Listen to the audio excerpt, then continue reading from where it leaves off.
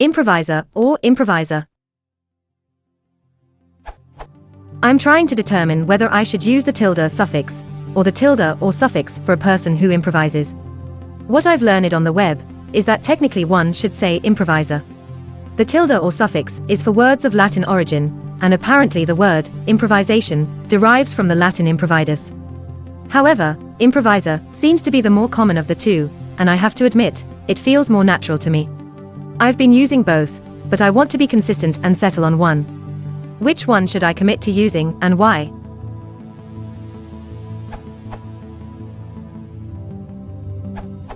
Well, then English must feel more natural to you than Latin. The usual English agentive suffix spelling is now pronounced r.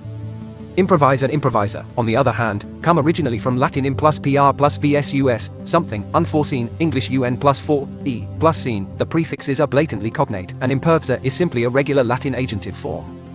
With an or, which would have been pronounced by ancient Latin speakers, along with every other letter in the word. Latin spelling represents actual pronunciation, circa 0 CE. In this case it'd be pronounced impro, wisor. Doesn't sound or look right to me either. Oh, and as for advice on which one you should commit to, do what you please, that's what everybody else does. After all, it's your language, and your spelling.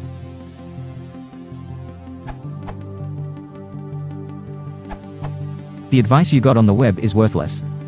There is no rule. Use whichever you are happier with, probably the more common, unless you want to be different. It took me a long time before I got it into my head that when W.S. Gilbert wrote The Sorcerer in 1877, he spelt it that way, and not the sorcerer, which I believed was correct.